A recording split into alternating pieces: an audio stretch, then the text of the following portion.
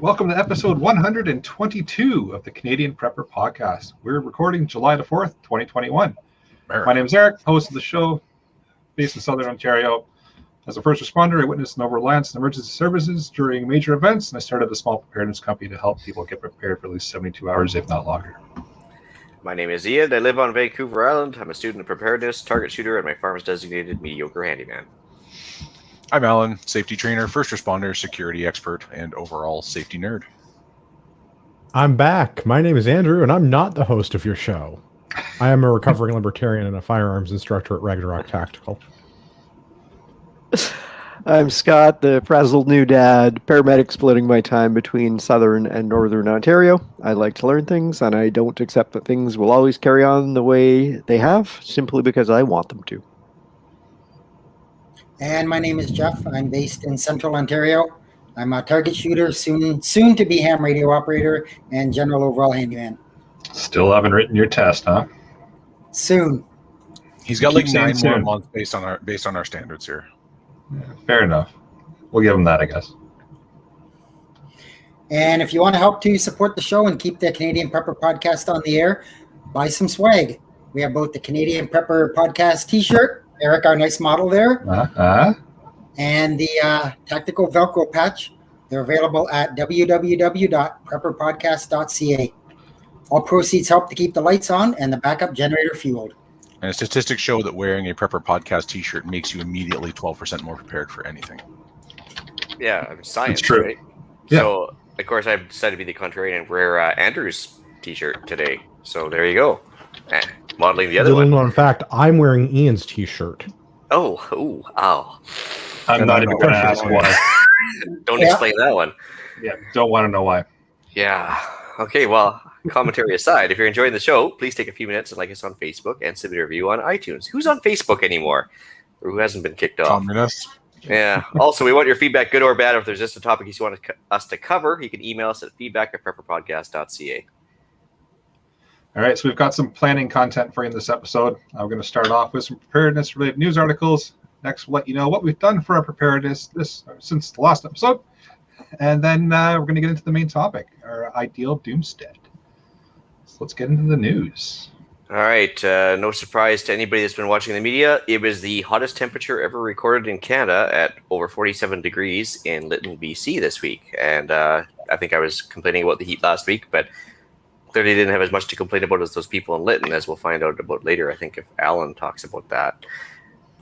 So yeah, hot. Very hot. And then, of course, I like to pick on Venezuela, so I'm going to do it again. I got an article here from Zero Hedge that once again, for the second time, or is it third time, actually, they've devalued the currency, and Venezuela decided to just chop 6 zeros off their Bolivar notes, and that'll make everything better. So you should take 3 million Bolivars to buy a US dollar. Now it's just 3. So they fixed the economy. Oh, good. That's how that works. It's that easy? Why isn't everybody doing this? Yeah. Well, Mexico did it back in the day. Argentina tried it a couple times, and now Venezuela's like, well, geez, it worked for those countries. We should do it too. Yeah, it's the third time they've done it, and usually the most currencies revalue 3 times, like Zimbabwe style, before they just switch back to some other like stable currency, because clearly it's not working and not fooling anybody either. But anyway, Is this kind of the same thing where it's like real communism has never been tried, so real changing the currency has never actually been tried, and therefore this time it's going to be different? yeah, it's kind of like when they say they're not calling it money printing; it's just like quantitative easing. You know, it's not Right. money printing. But, No, it can't be money printing. yeah, No, that doesn't help things. that's all I had. On a completely different topic, the poor town of Lytton, BC, which recorded the highest temperature in recorded history in Canada, has now been mostly demolished by wildfires. And our thoughts and prayers, our hearts go out to to those who have been displaced. Some of the pictures from that are just absolutely atrocious, where you've got houses on one side of the street that are completely burned out and green trees on the other side because the wind shifted in the wrong direction at the wrong time. So wildfires are no joke. There are actually a lot of wildfires happening in Canada right now, and please be aware of what's going on around you, and don't contribute to the problem, and do what you can to help solve this problem. Yeah, actually, and I won't even make a carbon monoxide joke at this point because it's not appropriate. However, actually, one of my neighbors was telling me a story. I guess he was watching the news there about Lytton, and you never know what's going to work and what isn't with these wildfires. So I guess one guy didn't have enough notice to get out of town. He had no idea what was going on. I guess the smoke wasn't a big enough giveaway. So he he basically got stuck behind the fire line. He dug a ditch for his parents who were elderly, put them in the ditch and kind of tried to protect them a little bit. Went out to the rail line thinking that was the only clear way to go. He recorded his last will and testament on his phone because he figured he was going to get consumed by this big wall of fire all around him. He lived. Tree fell over, killed his parents in the ditch. Oh. It's Which like is, again, it's testament to how crazy these things get. Last week, June 30th was the anniversary of the hotshot crew in Granite Ridge Fire in California, and there were 19 firefighters killed because the wind shifted and they didn't have enough time to get out. It shifted 180 degrees, and in 3 hours they were stuck, caught, and consumed. Wildfire suck. Like Ian said, I'm not going to make a carbon monoxide joke on this one. It's there's nothing good about them. Make sure that your fire breaks are in place. Make sure you pay attention to the weather. Listen to the warnings. Listen to the forecast, because it'll change. It'll change on a dime, and it'll destroy everything that you care about. Yeah, tough times for sure. Sure is. Well, I've got an article here from CTV News in regards to the UFO reports being released, if anybody cares, which they don't. So. Just another testament to 2021 being a weird year that you think somebody would at least make a comment about it, but nothing. Yeah, no, it's the whole shiny object over here, UFOs. Nobody cares. Nobody cares. I think at this point it's just safe to assume that there are aliens among us or extraterrestrials among us, and they're probably better at life than we are at this point. So probably. And just an interesting footnote, if anybody's been following, Bill C-10 did not pass the Senate before they rose for the summer. So unless Facebook kicks us off, the CRTC can't touch us right now, at least until the fall. If there's no election, of course, if there's an election, the bill totally dies, and along with all kinds of other ones. And if Trudeau gets his wish of a majority or another government, they would have to bring it back and start all over again. So we got another 10 podcast episodes at least before we have to worry about it again. Yeah, hopefully. Or depending on how this evening goes. At least before C10 becomes a problem. It might not have anything else. It might not have a platform anyways. But yeah, so C10 is not going to be an issue, but we'll see how the night goes as to whether or not YouTube decides to punt us. And another one that's very interesting, it hasn't caught a lot of traction yet because it's just been developing over the last 24 to 36 hours, is there's another large ransomware attack that's occurred at a tech company called Kaseya, K-A-S-E-Y-A. And I'm not much of a techie person, as Eric well knows, but basically they are a... How do you explain? I guess they said they're an information technology company, and their software is used by large IT companies that offer contract services to hundreds of smaller businesses, and then those smaller businesses shoot it out to others. So they're saying this hack could easily spread to thousands of victims, companies large and small. This company, Kaseya, told all of its 40,000 customers to immediately disconnect from their software. But apparently 20 major IT companies didn't get off in time, and they've been hit. Right now, they're saying there's more than 1,000 companies, mostly small businesses at this point, who've been affected. But one big one was a large, the biggest major grocery chain in Sweden had to literally shut down hundreds of its stores yesterday because the hack locked up their cash registers and they were unusable. So they're saying that they think this hack attack are the same people that targeted the meat processor JBS this spring. And yeah, it just like I say, it's still developing, but apparently they said they're already hearing words that the cyber criminals are wanting 50,000 from every small business and 5 million from every large business. And considering that they got 11 million for the JBS hack, they're going to be looking for a bigger paycheck, I'm thinking. So it's still developing. We'll see what comes out of it, but one of the things that I found really interesting about this article is a lot of the stuff they do is supply chain management. So I feel like we've talked about supply chain in all kinds of different contexts in the past month or two. But it feels like there's yet another attack on our assumed stable supply chain. I think the entire last it year. Also kind of makes me want. Sorry, yeah. go ahead. No. Part of me was also wondering, and maybe I have to loosen my tinfoil hat, but if the next war is going to be fought on computers, like, how are we even going to know once it started? Like, are these just opening salvos in, a bigger scheme? I think it already has. Yeah, I was going to say, I think we're already there economically and electronically and everything else. Because for the last year and a half, it's been meat plant after pipeline after supply chain of various sorts. Who knows? It just seems very, very coordinated, very specific. It's not like they're targeting like Pornhub or anything else. Like they're not trying to get money from just a regular website of some sort. They want us to be slightly inconvenienced, not to riot it instantly. Yeah, exactly. Of anything to take down, please don't take down Pornhub. Yeah, exactly. So no, I mean the fact is they're not attacking something that's like kind of pseudo irrelevant. They're actually like attacking something that is going to apply, affect the whole nation on a very basic level, not just on a real world consequences. Yeah, it's not just like they're not trying to just get money. They're trying to like really F up the system. So it's definitely coordinated that way. And they're slowly getting better and better and more and more results as they go.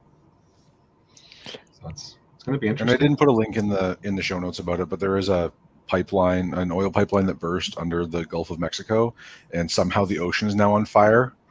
I saw that's pretty awesome, wasn't it? One of the most entertaining things that I saw come out of that is a bunch of fire boats spraying water on the water at the water that's on fire, and that's a little different. Well, it's like a giant scale model of that eternal flame in Ottawa, right? It's just like this. Yeah.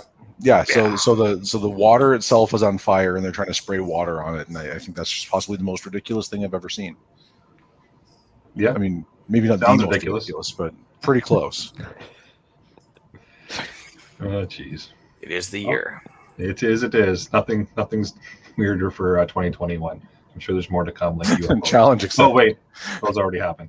Well, I think we're probably going to see more of the same. The Cassia attack is on telemetry software. The SolarWinds attack was telemetry software. JBS was a little bit different because that was a targeted corporate IT attack. The telemetry software like SolarWinds and Cassia, that's all your remote system monitoring stuff. So that's all services that are being provided from one company to other companies to run their infrastructure. A lot of this is all the cloud computing stuff, right? But it's also distributed. So if you're a small vendor and you're buying services from a bigger vendor, so if they get to the point where they're attacking places like Amazon Web Services, it runs like 80% of the internet. That's going to be where we start, I think, seeing major problems because there aren't a lot more of these large telemetry softwares to go after. There is only a half a dozen really big ones. Maybe they're just warming up for the big show.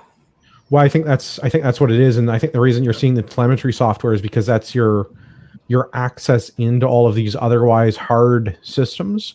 You can't log into the power company and turn the power off. Like it doesn't work like that. You can't log into JBS and turn the machinery off. That's not how the lower level control systems work. I mean, not to say that you couldn't. It just it's really, really technically complicated to physically turn things off remotely. Mm-hmm. But it's really easy to log into your data center and lock all your employees out so nobody can use their till at their cash register. Which is just as effective. Well, and that's why I think that's being targeted. So if you're seeing pipelines shut down and things, it's not like somebody is outside at the gas line on your house with a big wrench and they're turning the knob 90 degrees, right? That's not. It doesn't quite work like that in the industrial computers. Well, it's going to get interesting, that's for sure. Yep. And it's not going away. Shall we move into what we've done lately for preps? I want to do lots of preps. Hearing you guys talk, yikes. My week's been a little more disaster prevention. I can't necessarily prevent cyber hacks, but I can baby-proof the house. Attach big things to walls to prevent cute things becoming flat things. Listen, the things that made us resilient as a people were, pulling your grandparents, 37-inch, 400-pound television off the TV tray upon which it was standing, and then having to get yourself out from under it and clean it up before anybody found out. And things like baby proofing are why we as a generation are weaker. I find actually it's interesting how fast they can test the systems to make sure to see where your shortcomings are as far as baby proofing. Like they've got a fork and the nearest open electrical socket. I swear to God, they home in on it or something. Yeah. The art of war. Your enemy knows where your weaknesses are. Pretty much. So that was most of what I did this week. And I started work on my ammo/Faraday boxes. One that I had already dug out of my parents' back shed. I've almost got the paint off it and everything to try and just debating whether to attempt my own gasket or just bite the bullet and buy one. I found some gaskets online and they're not cheap, but we'll see what happens. I'll see what I decide. All right. For myself, rotated fuel storage around. The summer play toys are a little thirsty, so figured I'd do the rotation thing and get some fresh fuel in the cans in the garage. Started planning out my second ammo can. So I'm playing around with the idea of making it a Faraday cage as well, but a portable ham station. So with the battery and everything already ready to run in it. Don't know how that's going to work out space-wise, but the idea is there anyways. We'll see how it goes. Joined a local volunteer off-road recovery group. So I figured I'd learn some new skills and volunteer some time to help pull some people out of the bush when they get stuck. Hopefully not get stuck myself. We'll see how that goes. And of course, found some time to play radio, made a few contacts, like localish contacts in the States. So nothing overseas contact-wise, but spent a couple hours just goofing around on HF the other night. I actually managed to hit a contact. I could hear them, but they couldn't hear me from Maine, from where I am. So that was pretty interesting. That was on my vehicle. VHF. So I thought that was pretty cool. Yeah. Cool. So that was interesting. So yeah, I got some of my handheld radios programmed so that they're all my radios are working off the same group of channels, so that theoretically, anytime we are using the radios, they'll all be in sync, which would be great. Fair bit of work, lots of training happening, lots of work happening in my garage. I'll have some walls up in the next 2 weeks, finally. And had some family come in from out of town. Haven't seen them in quite some time, so we've been taking it kind of easy this weekend. Spending good time with good people. Nice.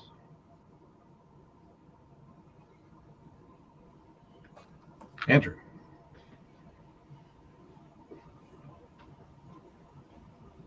Oh, you're muted. I guess it would help if I unmuted the microphone. Usually how it works, yep. My bad. I've done this before, I promise. Mostly getting ready for RESUL, the Finnish Reserve Sport Association International 4-day distance marching event. That's going to be the end of July. So if people want to sign up and they haven't yet, up to 4 days, 10, 25, or 40 kilometers each of those days, if you want to. So if you wanted to do 40 kilometers a day for each of the 4, you could do 160 kilometers if that's something that suits you. It is not something that suits me, so I won't. But getting all my stuff together for that, I changed out the weights for my backpack even. I'm going to get something a little bit more comfortable and use a sandbag instead of barbell weights that I have been using. Sandbags turns out that not terribly comfortable. So sandbags, big improvement. Also loading a lot of ammo, that's what I do, shoot stuff. So this weekend we had an Ontario Rifle Association precision rifle match. And my shooting partner, Dave, from the other CPP podcast, in addition to being the match director, is also my partner at the match. And I think we both broke 200 out of a possible 250 points. I shot a 203, and I think he was right around the same. So we're in contention since a better team decided it was too hot this weekend to come shooting. They're not there to take first place, so we are in the running right now. And as soon as the scores come out, we'll find out if we got some medals. Best two words in the English language: D and fault. Yeah. Just got to show up to be a winner. That's not true. It was a hard match. It was a good time. We shoot back to 600 meters. Wow. Whoa, that's a good one. Yeah. So when you hit the 600 meter mark, you start to worry about Coriolis effect and all that other stuff that comes into play. More spin drift, and not much. 2/10 of a mil spin drift at 600. Coriolis comes into it, but it's not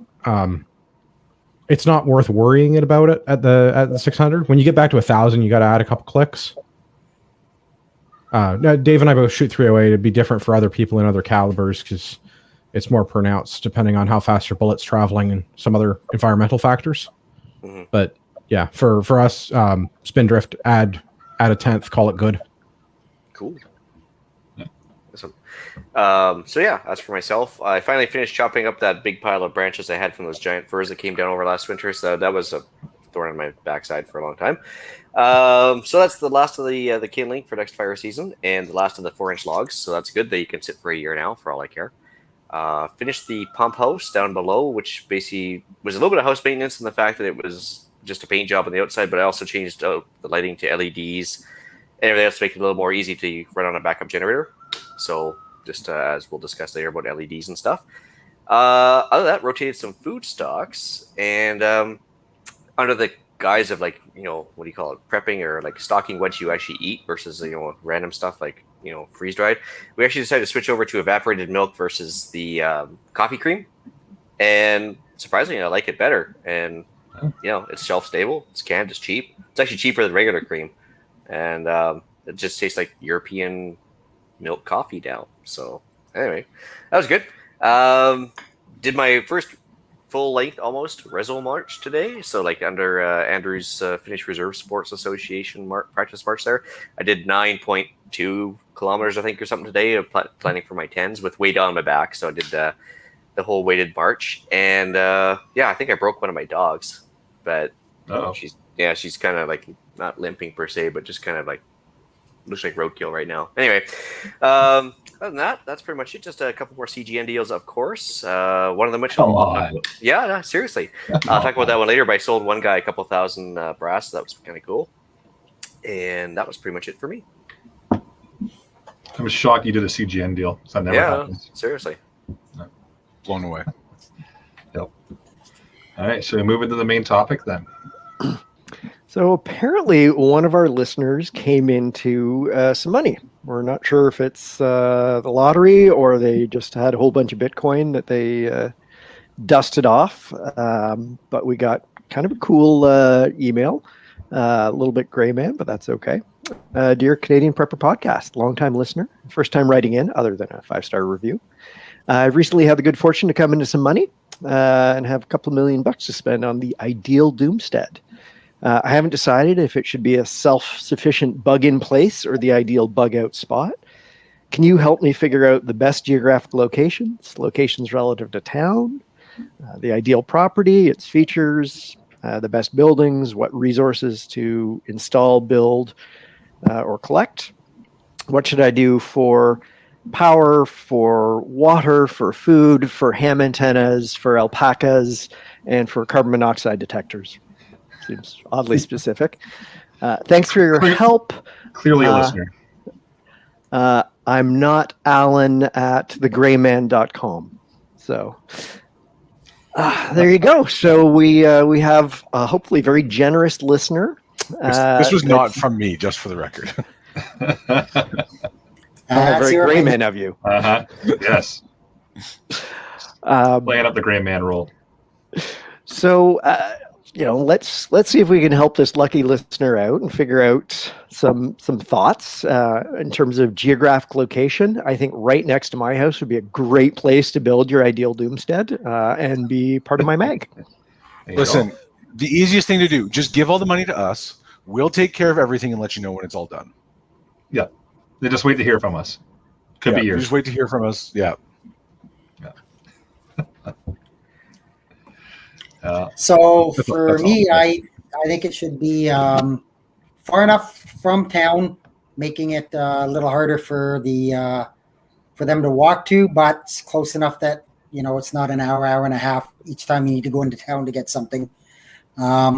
If it's a bug out only place, you need to keep it close enough to your home that you can get there within 1 tank of gas and at least have a little bit left over for an ATV or a generator or something like that. I think if it's going to get to the point where you're bugging out, chances are you're not going to be able to get any fuel. So if your place you want to go is further than you can drive, then I would think it's useless. That's my opinion. That's fair. I guess we should start off with saying, like, what can you get for $1 million nowadays? CFE North Bay's retiring the whole, right? You could probably make them a pretty decent offer and say we'll take it as is. Yeah, no, it's. I mean, we're gonna I don't know if you're buying the whole base. Yeah, kind of picky about that. Yeah. No, I mean, like, I think property land-wise or land value or something, it's gotten stupid in certain parts of the country. So I mean, yeah, $1 million might not get you in Toronto what you would get in like North Bay, or well, not North Bay is a bad example. Like, how about like Hearst or something like that? Like, there's going to be differences in prices, right? So it depends on where you are and what you can expect. You can buy an island on Lake Superior, just over the time zone line for under $40K. Just throwing that out there. There you go. But not exactly easy to get to either, right? So you're stuck with the cheap and far away or away from populated base or population bases, and you might not be able to get a job there, or where you might happen to work or live normally might be a little more expensive. So yeah, but let's assume property costs aside, let's talk about features, I guess, more than anything else, right? There's always been that play between two worlds of, do you want to have the doomstead in the middle of nowhere all by yourself, lone wolf approach where you don't have a neighbor for 50 miles in any direction, or do you want to have like 16 neighbors within earshot so that they can come to your aid really fast? I mean, there's got to be a happy medium, right? How much do you like these neighbors? I think this is the determining factor.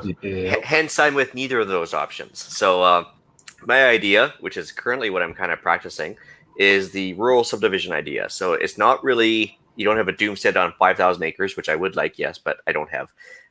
But everybody's got a large lot. So 5 acre plus lots, but everybody is still able to keep an eye on like who's coming and going out of the front of your property, maybe not your whole property. And they can, at least everybody knows everybody on a casual, friendly basis. So at least you can recognize who's belongs there and who doesn't. And everybody's got a little bit of land they can grow stuff on, but maybe not 160 acres of wheat growing crops or something. So like, I think my ideal doomstead is kind of like the idea of a kind of a out of town, far enough from town to make a difference, but still have at least some sort of a built-in meg with the neighborhood. So that was kind of my take on that. Especially like in your absence, you can't, sooner or later you got to leave the doomstead to go shopping. Maybe you have to fall asleep or whatever, and if things got sideways, you might need to have somebody have a neighborhood watch going for you. By same token, though, like one of our listeners there, I think he calls himself New Zealand Claybuster on this one, and he does rounds of trap off his back porch, and his neighbors are cool with it because that's just the neighborhood, right? So that would be the ideal doomstead if you could actually like have a backyard shooting range and nobody's going to get upset about it. Versus in Toronto, if you had a backyard shooting range or did trap off your back porch, you'd probably get a response out of that one. Just saying. I would assume. I'd pay to be in the room when it happened. So yeah, I guess that another location, I guess rural subdivision is my short answer. Yeah, that works. Yeah. So my idea here, I'm assuming that the listener here already has a home of some sort. So I'd split some resources up. I'd be putting a bunker in the backyard of the current home. It's already a spot familiar to you. You already know the area. I assume anyways that you would know some of the neighbors if you choose to know them. So the bunker in the backyard doesn't have to be anything fancy. And then looking at the northern bug out location away from everybody. So you've got something if shit hits the fan right away and you can't get away. But if you can, then you got the northern bug out location. Fair enough. I'd really like to have my doomstead next to Ian's doomstead. That seems terribly convenient for me. Makes sharing the T-shirts a lot more convenient. Saves on postage. And your companion alpaca is always at hand that way. Yeah, It's true. You do need your emotional support alpaca. That's right. Underground tunnels, the whole works. Yeah. And he would totally support a shooting range. My conditions for being near Ian is that Ian is in rural southern Alberta because I'm going to get the hell out of southern Ontario. Yep. Fair enough. I like the climate. I can't stand anything else here. Yeah, well, I mean, at least southern Alberta has going for it. It's got, like, as far as solar potential, it's got the highest in Canada, pretty much. Like, you hit that southeastern corner of Alberta, and 300 plus days of sun a year. That's not bad. I mean, so it might be minus 40, but you're still going to get enough solar energy incoming to heat your house. And which is a definite advantage, and that's one of the features I'm looking at. Is not really the solar exposure per se, but the climate zone, your USDA ag zone, because I want to be in 4 or better. And in southern Ontario, it's 5 or 6, but in southern Alberta, it's a 4. I'll take a 4. Yeah, I mean, 2 4s if they're available. You can literally pretty much grow almost anything to keep yourself alive in zone 4 or better, right? So. Well, that was kind of my thought, because like you start to get into zone 3 and your growing season gets pretty short, and some of your crops get pretty picky at that point. But zone 4, you can get away with a lot, and really, aside from growing stuff, southern Ontario's not got a lot going for it. So land here costs too much. I'm gonna go somewhere where I can bicycle to a town in a day if I needed to, because I'm out of vehicles, or I could walk there in a couple of days if I really had to. But I'm gonna be good and well away from everybody. At least 1,000 meters. If you were in southern Ontario or southern Alberta and didn't have a horse, I think we'd all be disappointed. I mean, let's be honest. As soon as I move to Alberta, I'm getting the hat. Whether I get the horse or not, I'm getting the hat. Yep. And the belt buckle, I hope, too, right? Well, yeah. How else am I going to have dinner? That's right. I put a lot of thought into this, and seeing all the other notes from the other panelists, and I decided that instead of dealing with any of that, I'm just going to buy a helicopter, and then I'm just going to jump between all of the other panelists' houses. You know, the helicopters come in handy for lots of purposes too. They sure do. True. Please tell me I'm going to spend some money on the helicopter. I'm going to spend the rest of it on fuel and food, and I'm just going to fly. And I'm just going to fly to where I need to be. Maybe helicopter lessons. Figure that out as I go. What could go wrong? Then we have to build a fake Bay of Santiago somewhere, and it's just,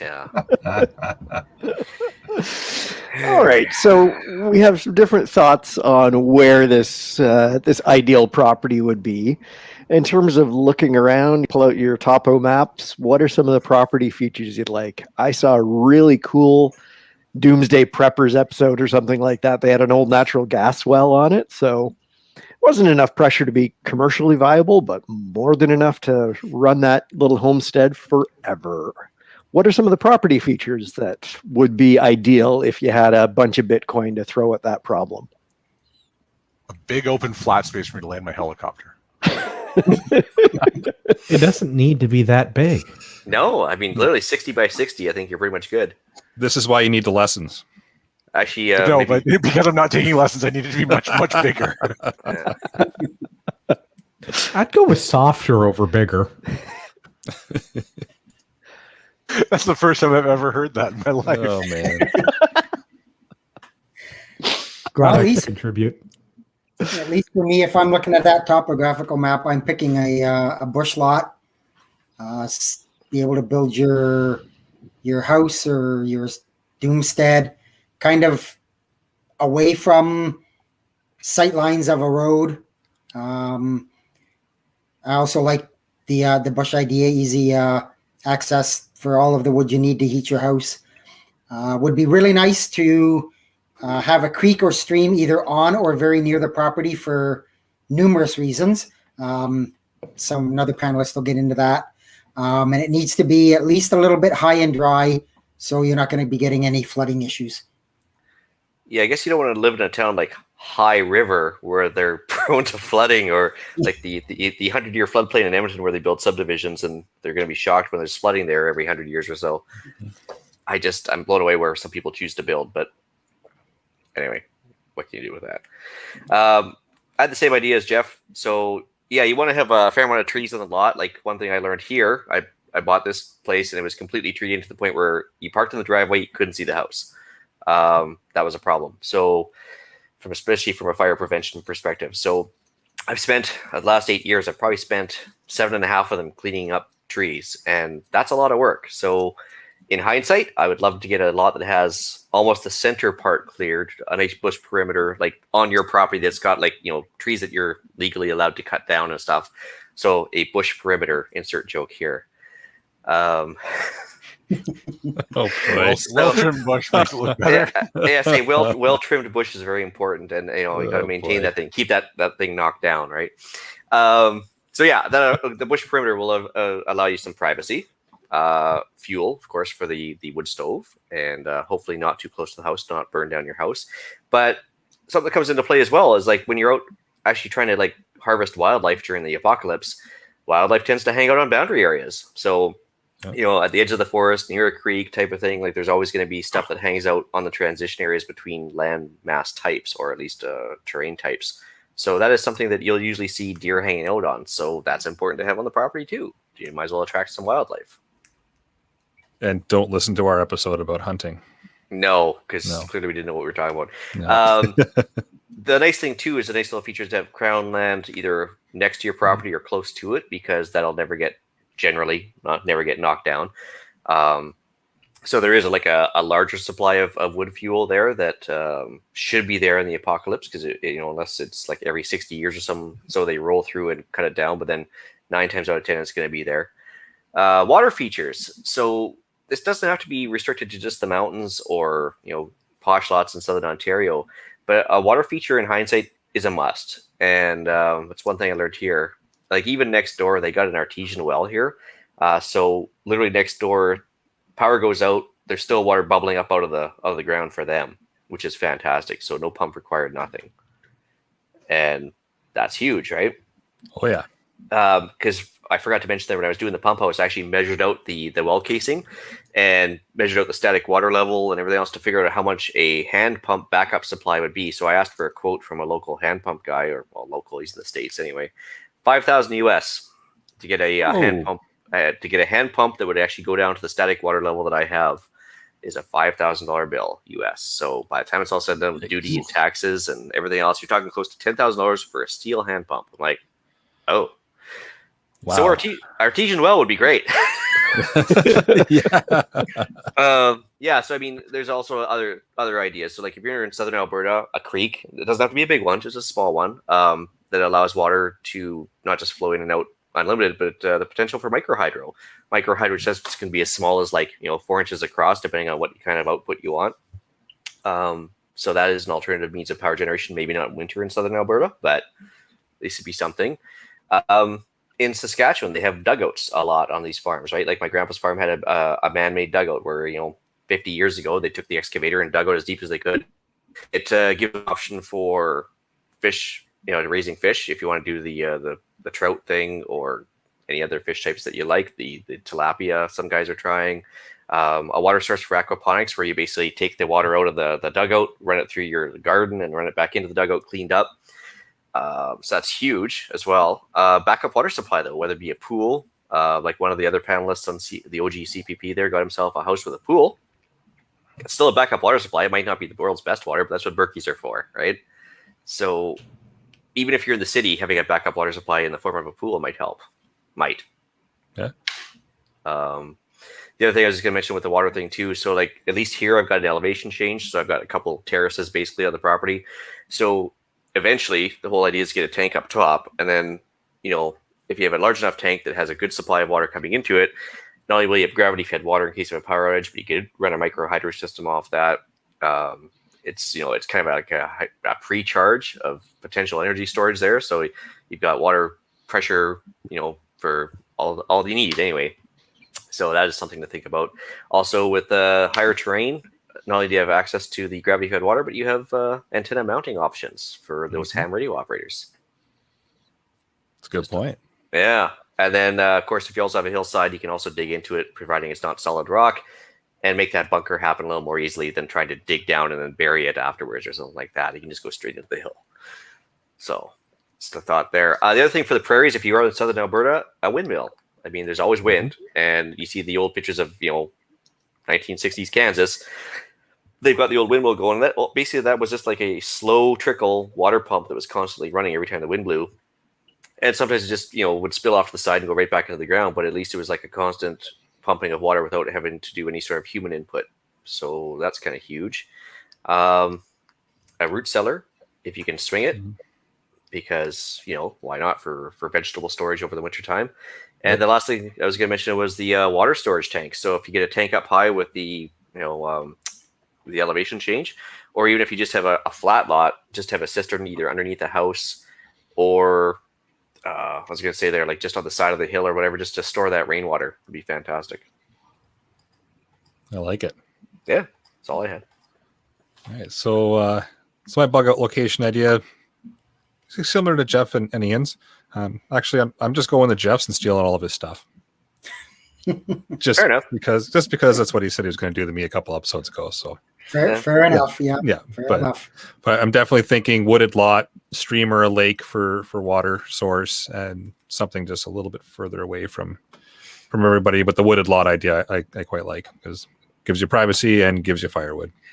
Although I tell you, to have a place that's already pre-cleared for a house and graded and excavated and stuff, that's a huge outlay of money that's already taken care of. And if you are buying an empty lot, you want that power to the property line, well pre-dug and septic system in place, because that's like $100,000 almost right there. So true. Yeah, there's a lot of value added stuff if it's partially developed for you, but if it's just like bare naked land, that's a lot of work and a lot of money. So but you also get to make all the choices, all the decisions, and you get the land the cheapest. That's true. So it depends on what your situation is. What did you say, Andrew? Just bringing in utilities gets expensive fast. Oh yeah. Yeah. Yeah. Would you like power? Would you like to pay $10,000 a foot? No, I would not.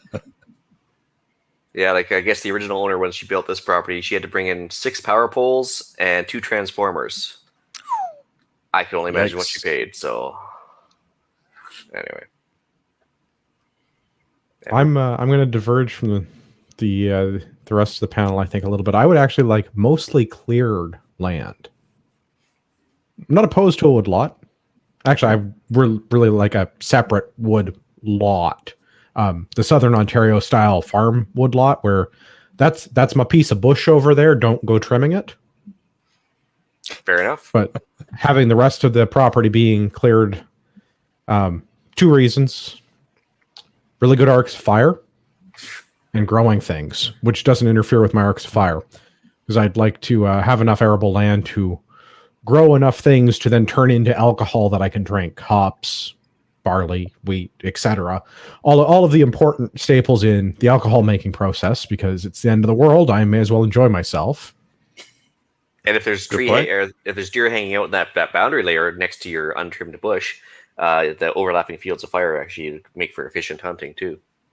Well, that would be ideal, and all of the aforementioned items about having the trees on the property, the availability for firewood, the boundaries with animals, there are a bunch of advantages to that. But I would like to have a good amount of cleared land, and when we're talking about $1 million or a couple $1 million, I don't think I'm getting a terribly large acreage, like a couple acres, not a couple 100 acres. So in my mind, like a couple of acres does not get me, well, any large stock. I maybe get some small animals and a really big garden. But that, like, an acre garden does not go that far.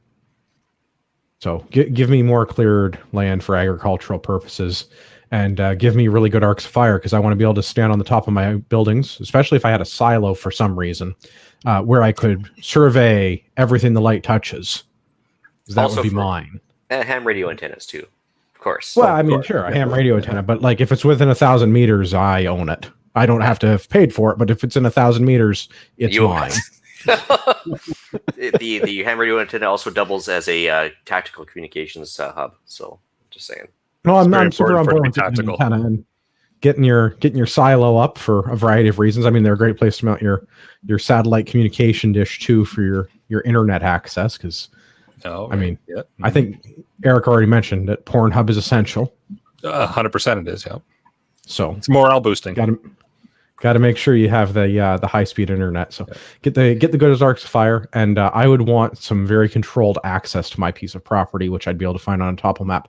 Ideally, if I had ditches, like the agricultural style ditches with running water in them, that's great. Or if we had some kind of controlled stream, because vehicles and people don't like to go across water, that would be great, because that means I have 1 or 2 or 3 choke points where everything has to funnel through. And bearing in mind my very good arcs of fire and elevated position for observing my property, it would allow me to make sure that things that shouldn't be on my property stay not on my property. It's pesky coyotes. Yep. Well, I think a moat really needs to be part of this discussion. I'm not saying it has to be a moat. I mean, I would literally ditches, streams, treed perimeter is fine, but it's hard to see through trees. If I get up high enough and there's nothing on the other side of the tree, like I can work with that.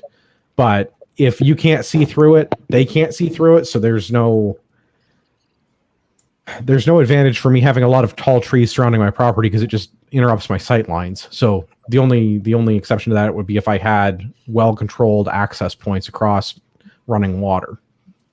And drones. Well, yes. And drones would be ideal. Ground. Actually, well, and Southern Alberta has those basic irrigation ditches all over the place that do block off and kind of delineate a lot of properties. So that would actually something like that would be fantastic to keep things nicely separated and give you that controlled access. Ideally, if the property that I'm looking at could be on the end of a single access road, because I found one of those when I was looking on Realtor the other day to see what $2 million would get me in Alberta. I have to prepare for this conversation. So I found a lake on one side and a kilometer of gravel road on the other side, and then paved road, and then 30 kilometers to a small town. I'm like, that is a great spot. Elevated property on a lake with one access road, and there were irrigation ditches running down the side of the gravel road. I'm like, well, I can see all the way to the pavement road from the top of the house, so that would be just fine with me. Yep. That sounds good. I do like it. Yeah. All right, so we all seem to agree that in terms of building features, we're going to need a moat. A landing pad. Helicopter landing pad, obviously. With lots of room, because Alan can't fly. Sorry, a soft, large helicopter landing pad for Alan. just like 8 inches of tall grass would be perfect. Just give me a little a little place to bounce. It'll be fine. All right, so we'll have 2 feet of soft sand, like at the end of a runway. What are some of the other building features you guys are going to recommend our listener consider for their ideal Doomstead with all this Bitcoin wealth? So I kind of have the opinion, only as big as you need it, so you're not attracting attention. Would be really nice wherever you're built, if it's not on rock, to have a basement. Obviously, basements are great for things like you could have a cold storage room, a safety / storm shelter / whatever room, and nothing stopping you from taking an attempt to maybe build a small Faraday cage room that you can put stuff in your basement. For safety, things like, steel reinforced doors and that type of coating they put on glass, and steel roof, no maintenance, good for 50 years. There's probably a few other things other panelists have, but that's kind of what I've got for now.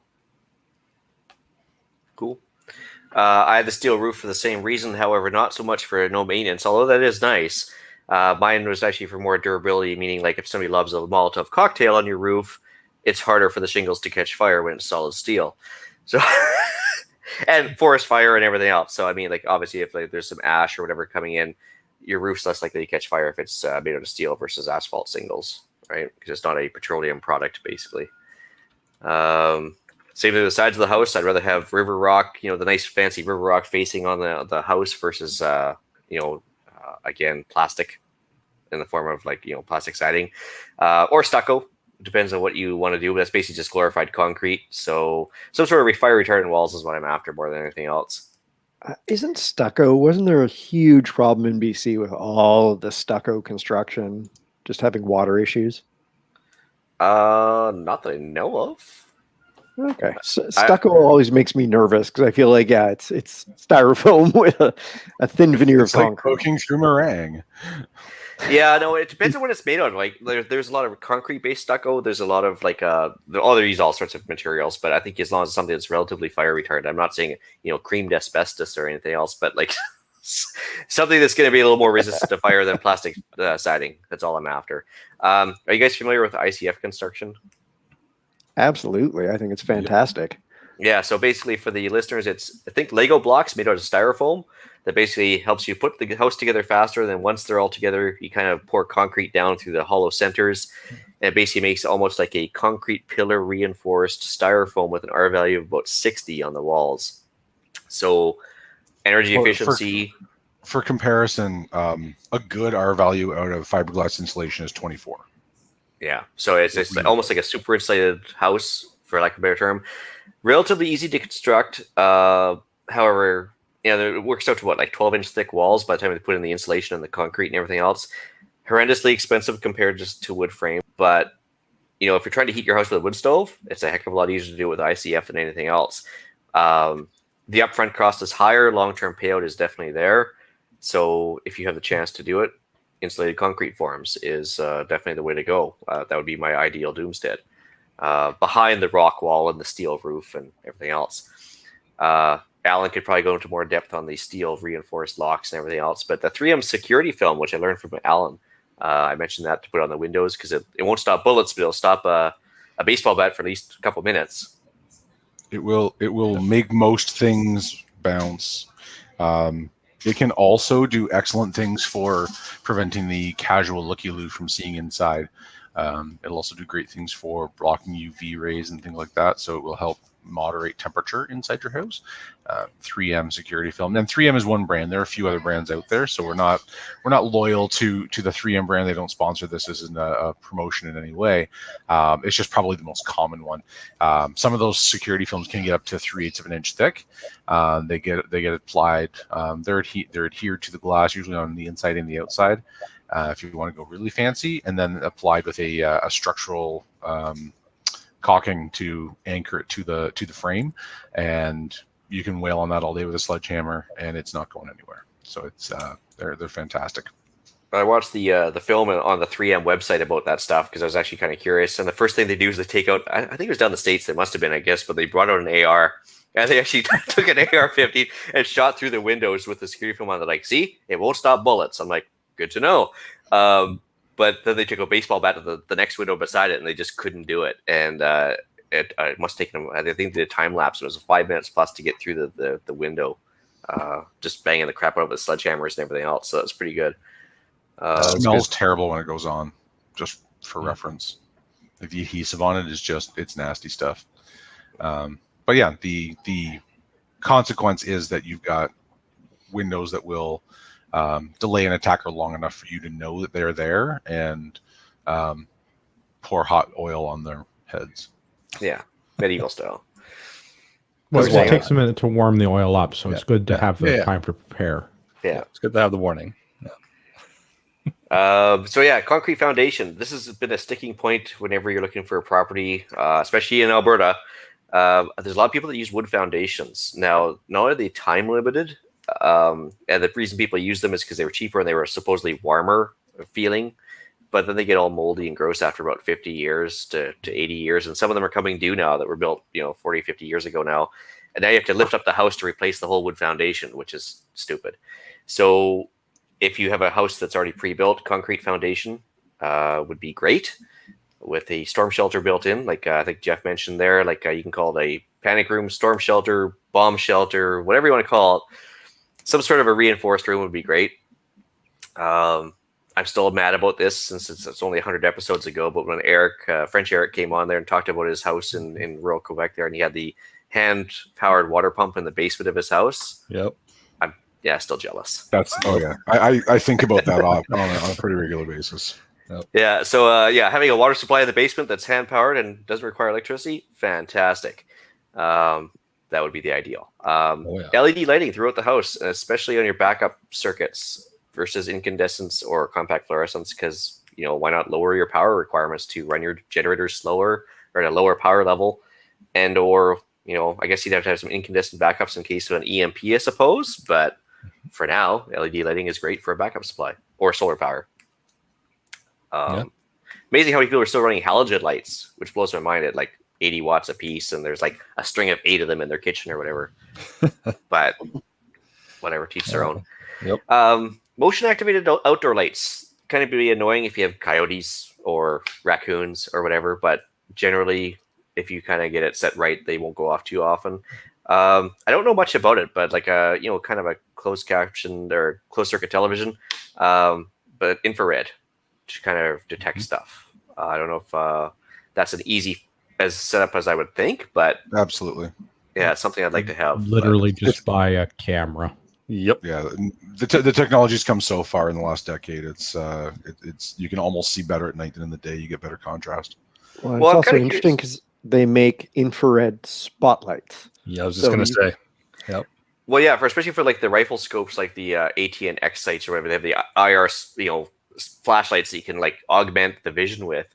And I was kind of wondering about that because, like, you see the Costco sets, they're like IR CCTVs, but you kind of wonder if it's like the FRS radios, they're like 60-kilometer range. It's like, well, how good is it really? Like, I don't know how good those things are. Does anybody have like infrared experience, like using these things at all, or The Costco ones are actually pretty good. yeah? I've done some security systems for people, and most of the Chinese cameras, they all come from the same couple of factories. They're all just relabeled, so it doesn't really matter what brand it is. It's unpronounceable. They're all pretty decent. The better ones are going to be more expensive, and some of the higher name brands like Foos and some of the other brands are going to be like a better camera. I haven't looked at the Costco one specifically, but I used to do low voltage stuff, and part of that was security systems. Yeah, that's true.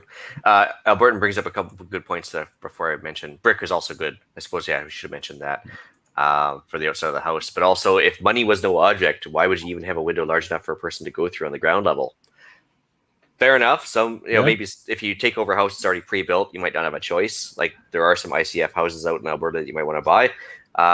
Sleeping quarters and egress-sized windows on the second floor only. Fair enough, but then they're just going to put a ladder up medieval style and try and storm up the ladder, and then you have to start like pouring oil again. I'm less concerned about somebody coming in the window than I am concerned about somebody breaking the window and throwing stuff in. So either way, I'm either dealing with all artificial lighting, which is not a great way to exist in my opinion, or I have to protect my windows somehow. Yeah. Last couple things I want to mention: wood stove. Obviously, if you're worried about a Doomstead and don't have a wood stove in your property, there's probably some issues going on there.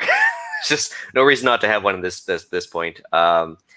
Preferably, I guess, in order to not have to run them off the generator, I'd rather have a propane hot water on demand and a propane stove versus the 220-volt systems that are much harder to try and power up off a generator. So mostly just for backup generation issues, I'd rather be on propane, and propane does last forever. Get a big pig out the back, big pig tank off the back of your house, you're fine, as long as somebody doesn't like put a hole in it, and you're good to go. Let's see here. Last thing I wanted to mention of my ideal Doomstead: nice big garage door, like the oversized garage door for everything from an RV down, and a heated garage that you can actually work on it in wintertime if you have Ontario winters and stuff like that. That rather than working on something outside if you didn't have to, less exposure to bad guys, easier to work on stuff. Kind of protect your what's yours. Just have a nice oversized garage. I like it. Was it? All right, so my list is pretty similar. Solar power setup, maybe backup wind or water generation, depending on what you got on your property. The idea there is just to be as quiet as possible. You don't want to be attracting anybody that can possibly hear like a gasoline type power generator. Let's build a house, size enough that your family can come with you if you want them to, and depends on the day, and then maybe a couple extra rooms just in case you get the odd tag along, because let's be honest, it's probably going to happen. Jeff, I'm landing my helicopter on your roof. You're going to need a room for it. Yeah, exactly. You'll hear him coming. True. Good point with the power setup, because like the generator does make noise. I was even surprised, like solar power systems, they still have buzzing with the inverters and the charge controllers and stuff. There is some a smaller amount of noise. And same thing with the wind turbines. I mean, you can hear those wind turbines clacking away, the smaller version ones, like from at least a mile away. So noise is still an issue no matter what system you choose, right? Yep. What else? Secure doors. Obviously suggested, supplied, and installed by Alan with his fancy helicopter. And wood stove has already been said. I think that's pretty much a given. Propane tank, again, kind of a given. Secure firearm room for reasons such as hunting. And if you decide that you're going to build a vault in your basement, which is probably a pretty good idea for your firearms, that will also make an excellent Faraday box because it's metal on all sides and grounded. So look at that. 2 birds, 1 stone. Exactly. As long as you don't have an electronic lock that's EMP susceptible, make sure you have manual locks. Even if you do, you can. They almost always have a battery or a manual backup. That's good. Then I mentioned separate workshop, which has already been mentioned, and I'd include some kind of security system, gates at entry points, that kind of thing. So, and security cameras. PFO gates are kind of a thing too. Like if you have a nice, I guess intimidating looking gate that doesn't look fancy, but something that looks like it's not worth your while trying to breach it. That at least is going to either deter them or slow them down enough that you'll hear them coming. But also where having the trees on your perimeter is nice because if you really had to, I suppose you could just chainsaw one over and knock it across the road and again slow them down for a few more minutes. Yeah, that works. So do claymores. That's what I have. Claymores work too if you have access to them. Yeah. Your vehicle's not going anywhere for a while. Contact me off air and talk to me more about this. Yeah, I have no direct knowledge of such things. I'm making this up as I go along. But I'm just saying, maybe we should just go on wish.com and get some claymores. I'm sure there will. I know where we can get ball bearings in bulk. I'm not sure where we can get the C4. You don't get C4, you make C4. Oh, shit. Now we're definitely off there, off I was YouTube. going to say, goodbye, YouTube. It's been great. 122 episodes. So find us next week on Discord. I would like to know more about these claymores because this plays into my security planning, but I don't think I have anything super exciting that hasn't already been touched on. Again, trying to keep this sort of budget-friendly-ish, $1 million-ish is I'm looking at a pretty average family home. Nothing too bougie, I don't think, but I'm probably going to go through and do all of the standard security upgrade stuff that's been mentioned, doors, windows, making those windows difficult to access through my immense knowledge of landscape design. You put the thorny bushes under the ground floor windows and it keeps people away from them. It definitely helps. Roses are nice for your wife. Which also could double as like blackberry bushes because they have nice big thorns on them, but also provide food. So why not? Gooseberry thorns, absolutely brutal. Right, so get some landscape design going on there. Keep people away from those windows. Hopefully, they don't have to test the security film. Wood stove, and I would still go with natural gas heating if it were available, because natural gas is cheap and plentiful. So if I can get it, I would like to take advantage of that. Yeah, why not?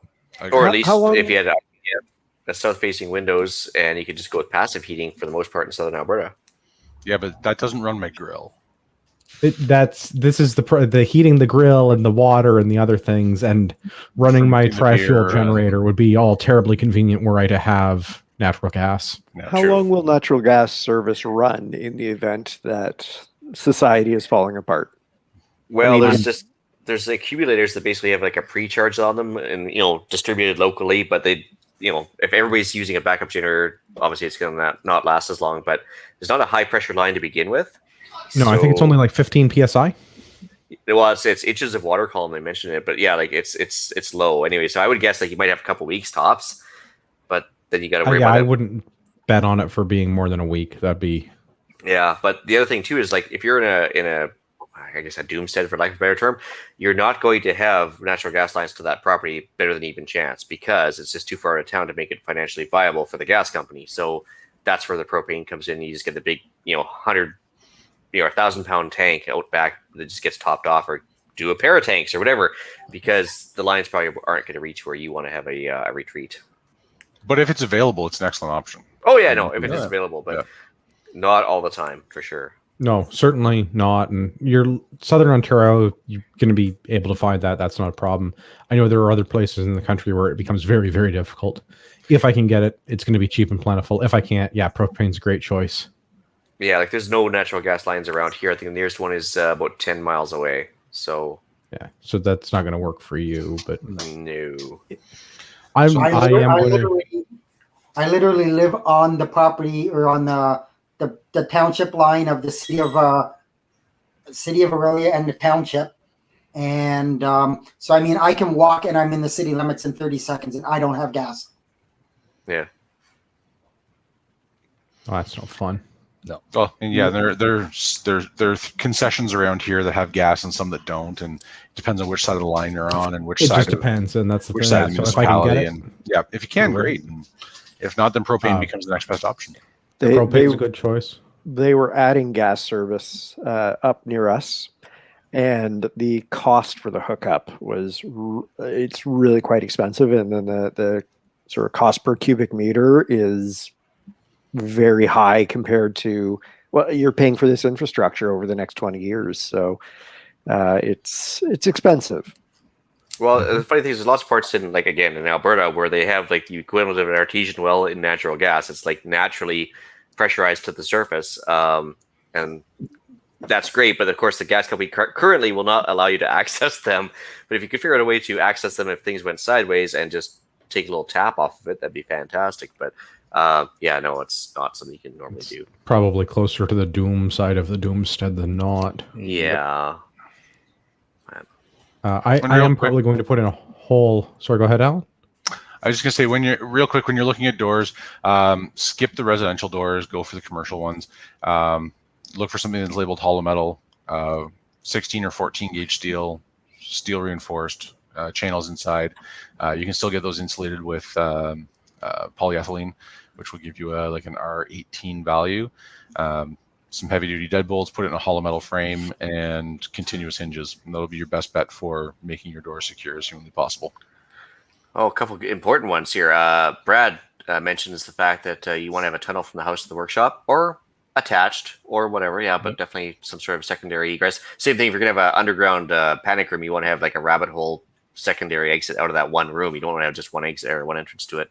But more importantly, the Albertan mentions he designs gas compression equipment. Everything is now run by SCADA type systems, which I may have to get an explanation on that one. But basically, he says no interest. Sorry, go ahead. No internet means no power, which means no gas. So yeah, if you don't have internet or power, you are not getting a gas supply. SCADA is a supervisory control and data acquisition system. It's what runs modern industrial equipment. It's how you control factories. Oh, well, there you go. And he says, just like, I guess, yeah, most systems are fail closed. So if the power goes down, the gas well is shut in automatically. So let's just not plan on natural gas. Well, then. Yeah, well, there you go. I learned something. Well, it's not unusual, but... That's what makes you a student in preparedness. That's right. What were we talking about? Oh, lights. Lots and lots of lights. I think, Ian, you talked about the kinds of light you want. I want to talk about where I'm putting my lights. Everywhere. Lots of lights everywhere. On all my buildings. On all my entrances. Big floodlights in anywhere that there's going to be avenues of ingress or egress to the property or to those buildings. And perimeter lighting. And I want to be able to control all of these lights individually because I want to be able to light up specific fields of fire. So when I'm standing on top of my silo, I can see who's driving up the laneway or not. It's be like tactical whack-a-mole. Yeah, I mean, not unlike, yeah. I would like to be able to specifically see people where they are on the property and have them not be able to see in. It's really hard to see anything behind a bright light, and I would like to be behind the bright light. Yep. Don't go to the light. No, Got it. Don't do that.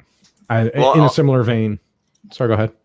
Also easy to gauge intentions too. So if you have a bright light that you can turn on remotely and it's shining from like way over there and it's shining onto the people and they take pot shots of the light, you know their intentions right off the bat.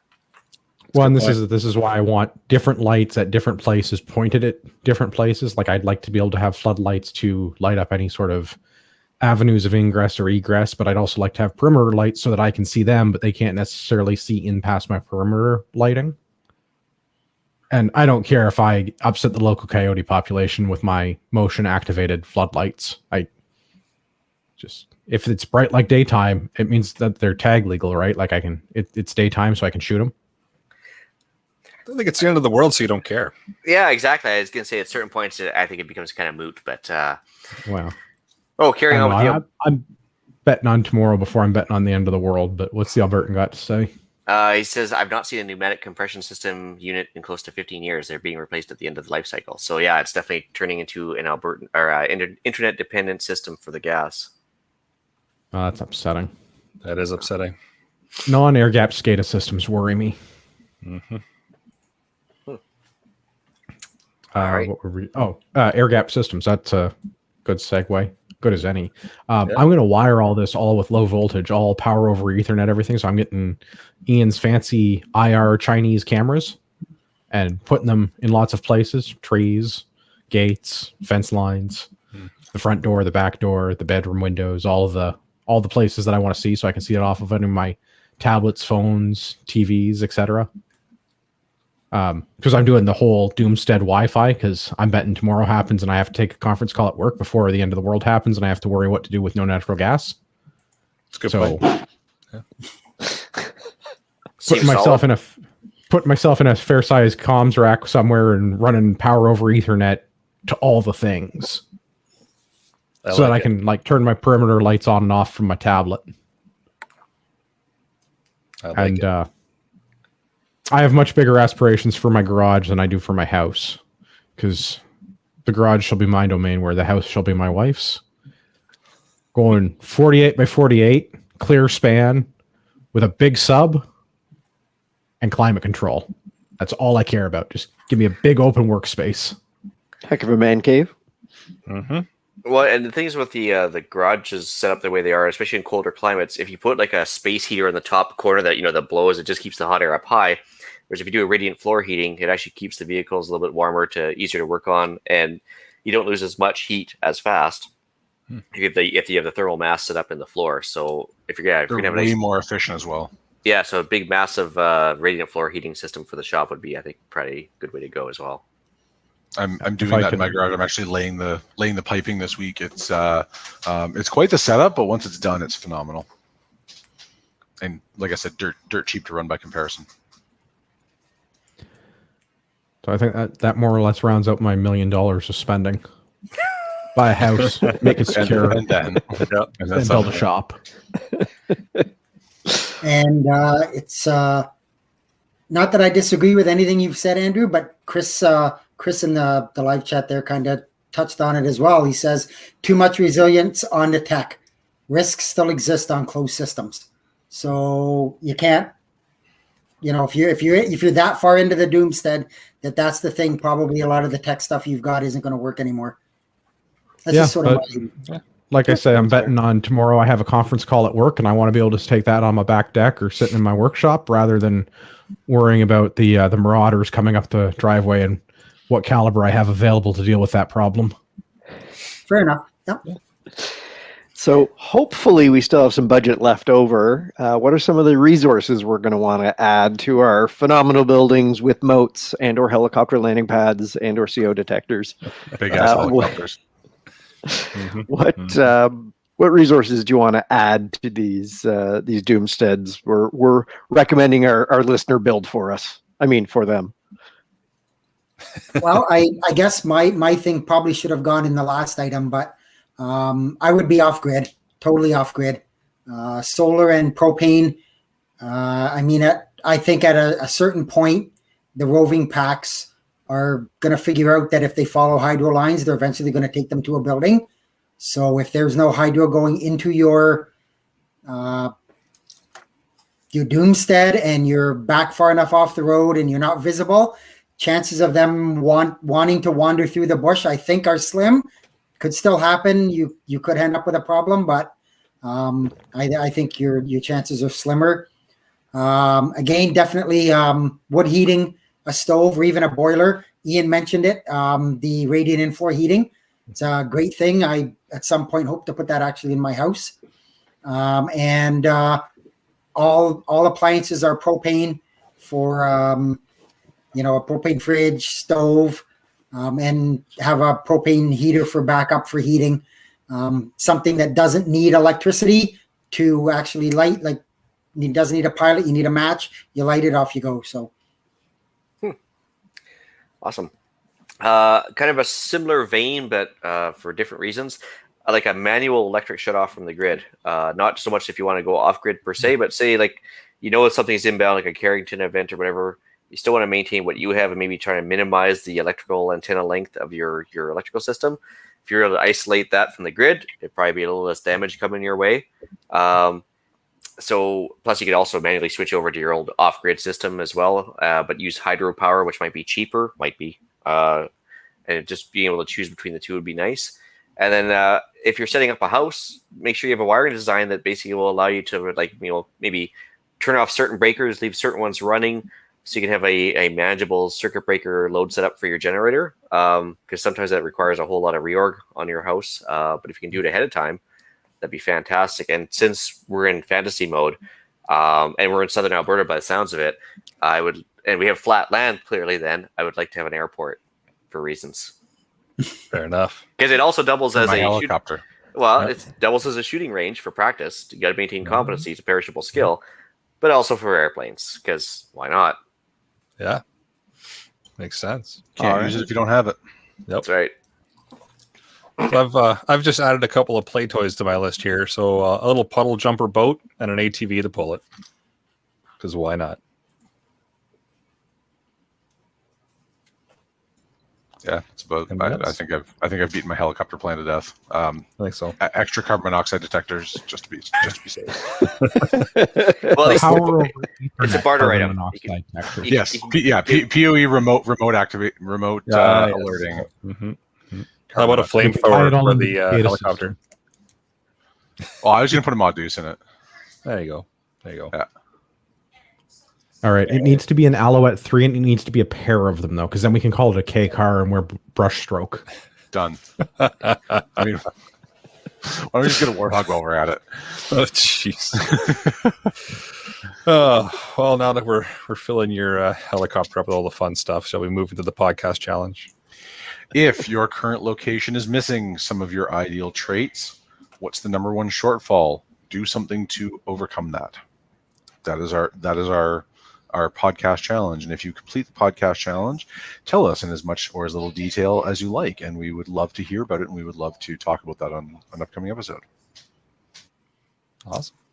Upcoming events, we of course still have the website in for the Maple Seed events. I don't know what's going on in Ontario there, but you guys, I know you guys the ranges are opening up, so I guess neither does Ontario. Yeah. Andrew, you running any courses anytime soon for upcoming events? Muted, Andrew. Maybe I won't be making that conference call at work tomorrow. No training for me, but if you do want to come shoot local matches, Guelph Rod and Gun Club, I've been putting on a bunch of pistol shooting events over the summer. Come hang out. It's a good time. Meet other like-minded people who you happen to know have been vetted by the government. Read into that as much as you want. And own firearms. All right. Fair enough. Cool. Deal of the week. So Cabela's has the Goal Zero Nomad 14 plus solar panel on sale right now. Regularly it's $219.99 on sale right now for $159.97. So if you're looking for a solar panel, I buy my solar panels from Rapid Survival, and they're far superior by default. I'll agree with you because Alan wants something. I always want something. His helicopter, clearly. I want a landing pad is what I want. All right, let's move into shout outs. So we've got listener Darren G. He's completed a whole pile of podcast challenges. It's almost like he's going through all the previous episodes and doing all the challenges. So appreciate you sending the emails in and showing us what you've been up to. Yeah, I feel bad I didn't actually respond to him for every single one, but I was like, I saw like the multiple inbox emails there. I was like, oh my Lord. He's literally cracked off at least almost a dozen podcast challenges and with proof. He sent us proof that he's he did. And for OPSEC, we won't tell which ones, but he's definitely been, cranking off those podcast challenges. So good for him. Yeah, that's awesome. I mean, we like to see the feedback and then see it's making a difference. So that's fantastic. And as far as my shout outs go, I have one for new listener Dennis, who I did a CGN deal with this week. And enjoy your new stuff. And keep listening. He noticed my Faraday cage sign off on my email, so we got talking. Nice. So anyway. All right. Anybody else on the panel with shout outs? Going once, going twice? Nah, I don't like people that much. I figured as much. All right, email and iTunes reviews. All right, we got a few of them this week. So first one comes from Spencer. Just wanted to say I love this show. Aww. I like this more lighthearted and informative than a lot of the more fear-based prepper podcasts, which shall remain unnamed for here. I also want to nitpick a comment at the 35-minute mark of the 1 second after episode that a rogue state could use old Soviet-era nukes to set off an EMP to bring down a country's grid. The nukes from this era that could travel via missiles used a tritium-deuterium gas with which fission and fusion will not happen. This gas has a half-life of 12.3 years, so any nukes from this era will not function anymore without getting more of this gas, which is produced in nuclear reactors. The nukes that didn't need this gas were larger, and delivery was via bombers that can't reach a high enough altitude for an EMP. Maybe a creative terrorist could find a workaround for these EMP roadblocks. Disclaimer, he's not a nuclear physicist. Thanks again from Spencer in BC. Spencer, I think you're full of shit. That's exactly what a nuclear physicist in hiding would say. Yeah, exactly. I think you are a physicist, aren't you? How can I argue that? I mean, okay, he's probably right. So maybe the old bombs won't work, but I would seriously think that if a rogue state wanted to pull off an EMP, they'd probably do at least more research than we've done, and probably try and make sure they get it right the first time before they get turned into a parking lot afterwards. So I'm sure they'll find it something that will work. I think I see what's happened in his disclaimer. Autocorrect added not. Yeah. He's a nuclear physicist. Totally. Yeah.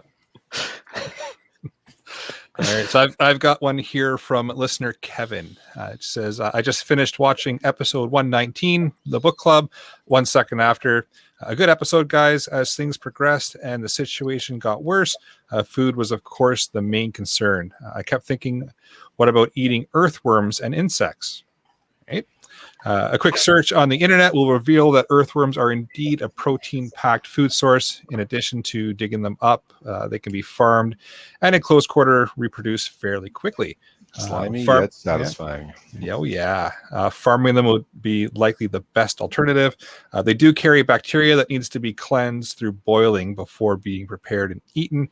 It is said to be best to change their diet to plant-based for a few days before trying to consume them. That clears the gut of any soils. Dehydrated and powdered, they can be used as an additive in foods to supplement their nutritional value for humans and animals. And then in capitals, so he's yelling at us now, I have not eaten worms yet, but, and we're back to not yelling, if things get really bad, I'll be the first to try. Fair enough. You try that. Let me know how it goes. Actually, the World Economic Forum swears up and down we're all going to be eating bugs in 20 years because meat is bad. So, I don't like the idea of the impossible meat. I like the idea less of the impossible worm meat. Yeah. But from a farming protein is also phenomenal. But from a farming / preparedness perspective, if you have scrap food that you're not going to eat and you have a spare bucket, punch a bunch of holes in the bucket, throw the meat inside, hang it from a tree above your chickens.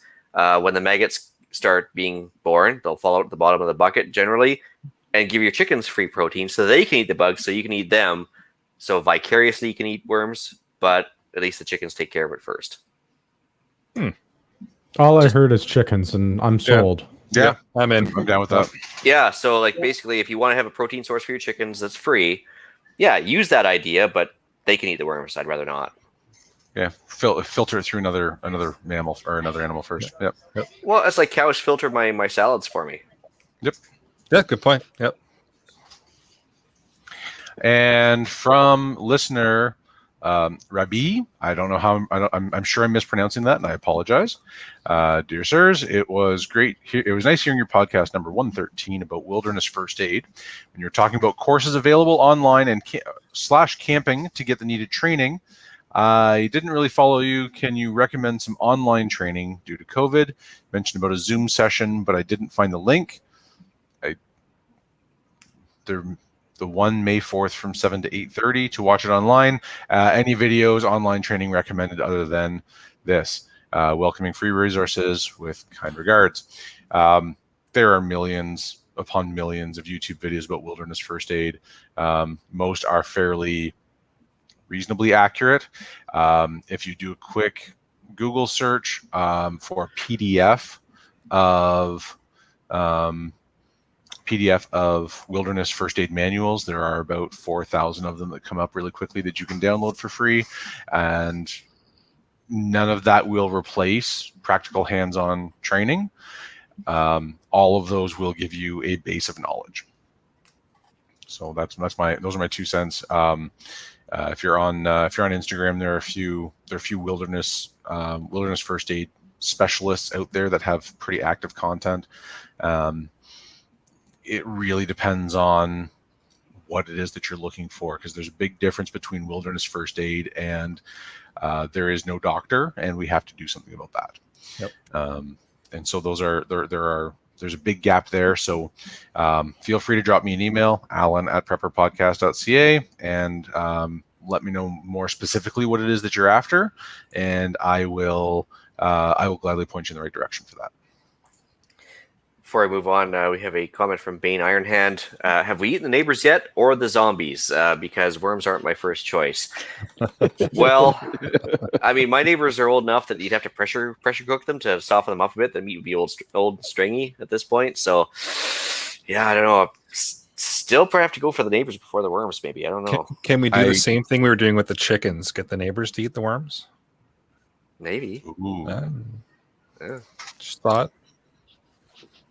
This got dark real quick. Yep. I'm gonna not answer that because yeah, It's important to figure this out before the apocalypse. You got to know where you stand. This is why we tabletop everything. Well, that's why I've already figured out which alpacas to eat first and everything else. But yeah, no, it's neighbors are down the list. Way down the list. Oh man. Well, before we go further into that dark area and end up on the dark net, where we might actually end up next week anyways, because YouTube's kicking us off, I think I'll bring episode 122 of the Canadian Prepper Podcast to an end. You can find the podcast on iTunes, Podbean, Spotify, or of course your favorite podcast app. Please help us out. Submit a review. It does help other people find us. We do record these shows live on Facebook and YouTube for now. If you want an early peek at the show, please subscribe to our YouTube channel, Canadian Prepper Podcast, and click the notifications tab. It gives you an alert when we are going live. You can also do the same thing on Facebook, and I imagine it has a similar reaction. You can contact me directly, Alan, that's it with one L, at prepperpodcast.ca.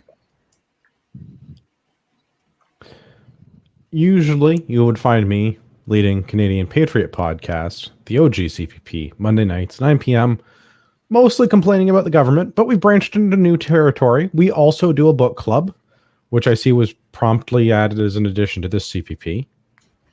Invitation is the sincerest form of flattery. Yeah. That's right. Mm-hmm. I believe we also asked your permission before we did that, didn't we? I think we did. I don't know. Whatever. It's cool. You guys do different books. You talk about prepping, and I talk about how to win wars. Fair enough. And if you want to reach me, I am grayed out, so I'm feedback@prepperpodcast.ca. We'll find you, Jeff. As am I. I should add on that email, there was a PS at the bottom I should have read. Apparently, Andrew is incredibly handsome and should be on every episode. Who knew? Oh, look at that. Oh, well, there you go. That's going to be a hard pass for me. And now we know who they were. Excellent. Well, for myself, you can reach Ian directly by emailing me at theislandretreat@gmail.com and on Gab and Odyssey at the Island Retreat. You can also find me tagging along with Andrew on Canadian Patriot Podcast. We're on iTunes and YouTube. We've also started our own little Discord group called Canadian Patriot Podcast. So email us if you want an invite to that. Getting more and more people on there every week, aren't we, Andrew? Yeah, I think 60, 70 now. Yeah, Wow. so that's pretty good. So there you can find us discussing why government waste on society has me fantasizing about doomsteads. So please check out Rapid Survival at rapidsurvival.com. You can get me there on the live chat, of course, purchasing some prepper gear for your dream doomsteads. You can also email me at feedback@prepperpodcast.ca. Thanks for joining us this evening. Until next time, be prepared, stay safe, And keep learning.